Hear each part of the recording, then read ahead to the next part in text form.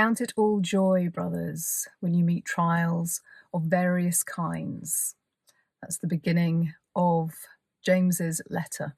It's one of the more succinct and perhaps abrupt letters in the New Testament. James was the half-brother of Jesus whilst Jesus was teaching on earth. He wasn't a believer.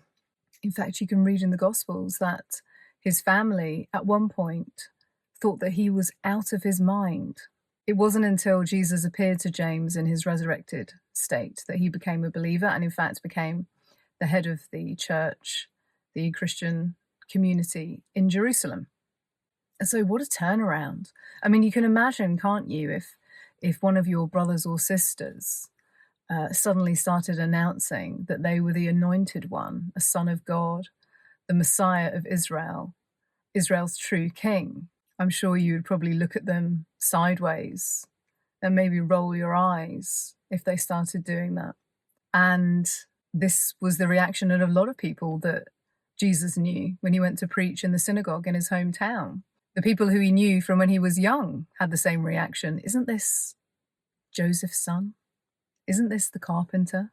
Don't we know his brothers and sisters? Who is this guy who's standing up and claiming to be our Messiah? And that's when Jesus said that a prophet isn't known in his own town. He couldn't do anything there because of their unbelief. But thankfully for us, James became a believer. And even though I think today still, even for Christians, it's quite difficult to comprehend the resurrection of Christ, it was in fact his resurrection that convinced James that Jesus was who he said he was all along. And so in his brilliant letter, he is writing to Jewish followers of Jesus who have been dispersed to different countries. And so he's writing to bolster their confidence, to bolster their faith, and to just keep it really real with them, which is why he opens with this line, count it all joy when you meet trials of various kinds. He's saying, as Jesus said, you're going to have trials, you are going to suffer, you are going to be persecuted. And instead of cowering in a corner, instead of there being weeping and gnashing of teeth, instead of being afraid, count it all joy. Why? Because it produces endurance, it produces steadfastness, and it increases our faith. There's no reason to have faith when everything's fine. There's no reason to have faith when all of our needs are met, when everything in the world is fine and dandy. Not that that has ever really been the case, but if we are living in comfort, we can become complacent. But if we are followers of Jesus, we are by definition counter to the prevailing culture. They were counter to the prevailing culture in Roman times and the Roman Empire in the first century. And as followers of Christ, we are supposed to be counter the current culture today. And what that means is we're not following the crowd. What that means is we're not going to be swayed by societal pressure or peer pressure or pressure on social media or the threat of being cancelled for saying something that other people find offensive. That we are going to stand. And so if we stand, we are going to face trials. We are going to be persecuted. There are going to be people in our own lives and our own families who are going to try and persuade us otherwise, or they don't want to be associated with us anymore, or they're going to ridicule us. All of the things that happened to the early disciples of Jesus are going to happen to us because the culture is essentially the same. The prevailing culture in the first century in the Roman Empire was basically do what thou wilt. When Jesus is brought before Pilate, and he's questioning Jesus because the Jewish leadership want to crucify him. And Jesus is talking about the fact that he has come to tell people the truth. And Pilate says to him, what is truth? In other words, truth is whatever the prevailing power says it is. The way we say it today is, it's my truth, or it's your truth. There is no the truth anymore. And so the prevailing culture is the same. do what you want, do what you think is right, do what is going to make you happy, because it's all about you and your personal opinion and subjectivity. And that is a recipe for disaster. The serpent of subjectivity. It was the same message that the serpent gave to Adam and Eve. You choose what is right and wrong for yourselves. Everything is about your perspective. There is no truth. Do what you want to do. Do what you want to do. And when you do what you want to do and you go with the prevailing culture and you parrot these slogans and the sound bites about your truth, my truth, then people are going to leave you alone. If you stand up and say that certain things are wrong and that certain things shouldn't be happening and people shouldn't be behaving in certain ways, then of course you're going to come under fire. But the great thing is that if you are a follower of Jesus and you know his teachings and you know why he taught the things that he did, then you have such a great foundation to stand on, because it's not your truth that you're speaking. It's his truth. It's the truth of God. It's God's truth. How did God create us to be? What does God want us to be doing or not doing? And so when we face persecution, we're being persecuted, as Jesus said, because people persecuted him first.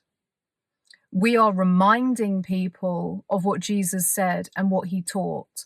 And the reason why that is necessary now is because so many people think they know. They think they know what Jesus taught and thought, and they just don't. And so that's why we need to remind people, because this sea of subjectivity just leaves people confused. It leaves people unsteady. James is talking about facing persecution because it will bring steadfastness. Steadfastness. So when the storm is raging as it is right now, we have steadfastness. But it's not steadfastness in our ability to solve these problems.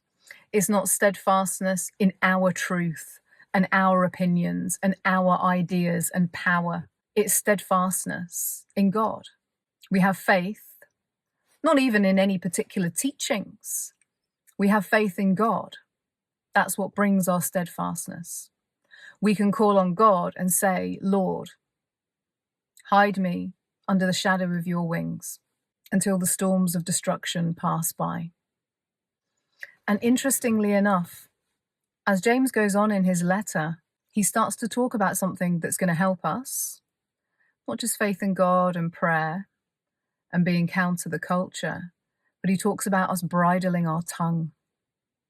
He gives the analogy of a ship with a rudder, that the rudder is one of the smallest parts of the ship, and yet it steers the whole ship. It's in control.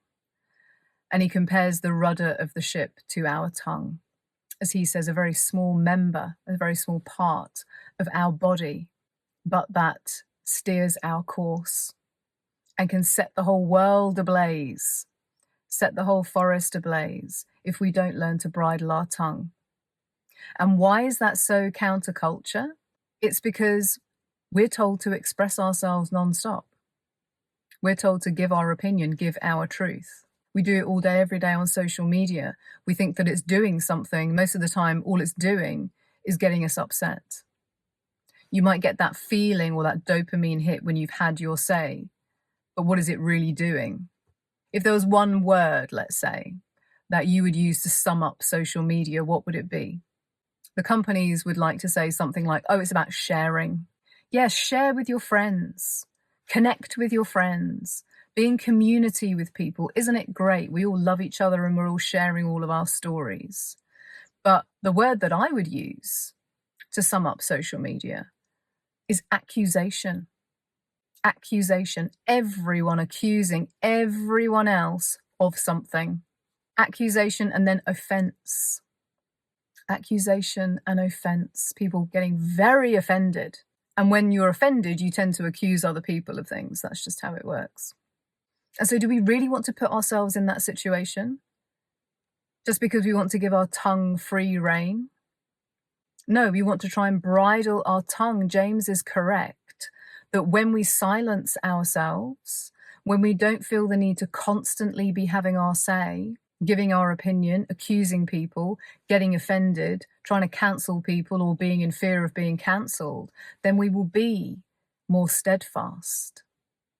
We will have more faith because we're not relying on ourselves. Honestly, who has the solution to these problems that are going on? Very few people in the world have the power to make the real changes that are necessary. Sure, we can protest, we can have our say on social media, but ultimately, we aren't the ones pulling the strings. And so we might feel despondent, and then we might think, oh, it's these corrupt leaders that are in charge. How are we ever going to change anything if we don't have our say? Well, I'm going to suggest something. That in fact, it is not the corrupt political leaders who are ultimately in charge. The person who is ultimately in charge is God. And so if we're going to use our tongue for anything, why don't we use our tongue and our speech and our words to petition God?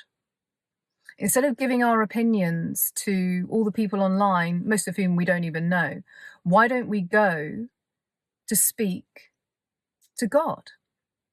Ask him, petition, pray. Pray for our leaders. Pray for the corruption to end. Pray for everything to be brought to light. Pray for transparency. Pray for people to be safe. Pray for solutions. Ask God to intervene in your particular area, your particular town, your particular country. Use your tongue, your words, your speech to petition God, because that is actually going to do something. It happened throughout COVID. If people cast their minds back, there was such a spectre over the world of fear, despair. When are we ever going to get out of this? And there were people praying constantly to break the lockdowns, to expose everything that was happening, to stop the digital passports, to show the corruption of the leaders, people in charge, people in the media, whoever. And right at the midnight hour, I remember it clearly, when they were about to bring in even more draconian laws in this country. And it looked as if all was lost. All common sense had gone out of the window. And 2 weeks later, it was over. It was just over. No vaccine passports, no mandates anymore, nothing's happening, COVID's over, let's move on. So never doubt the power of prayer, and especially intercessory prayer, where you've kind of taken your personal problems out of prayer and you're praying for bigger issues. And certainly at the moment, one of the biggest issues we have is corruption. It's lies within the media and governments. It's sort of mass gaslighting and manipulation. It's an information war, essentially. But you can either be a part of that information war where you are getting very upset and obsessed by having your say online, or you can rise above it, bridle your tongue, and go to the person who hopefully you have an intimate relationship with, and just say, Lord, we need your help. We need your help. We've been trying to do it on our own, but we need your help. We need your spirit. We need your spirit of truth on this planet to sweep through governments, to sweep through countries, to sweep through court systems, to sweep through these transnational institutions like the World Economic Forum and the World Health Organization and NATO and the EU. We need a shake-up. We need change. But in order to do that, we need the truth. Because at the moment, everyone is just in their camps and no one is listening to each other. They're just shouting into the tornado. And that's why people feel upset and confused. We need steadfastness, endurance, being able to stand in the storm and not cower away. We need more people praying through the Psalms, praying Psalm 94, as I said before, the ultimate in spiritual warfare, petitioning God, saying to God, we have faith in you, and he'll listen. And so it might not all be happening in your timing. You might be in that pit of despair. You might be calling out to God, and you might think that He's not doing anything. Trust me, things are happening. And so while it might be unsettling for a time, just as it was incredibly unsettling during the pandemic, there is hope, there is life, there is light at the end of the tunnel, that you are going to feel so much better, and you are actually going to be doing something more useful than sitting on social media if you take the time to pray, not just for yourself, but for your village, your town, your country, your continent, the world, people who are suffering. Pray for the truth. Pray for a toppling and an uprooting of all of these corrupt leaders.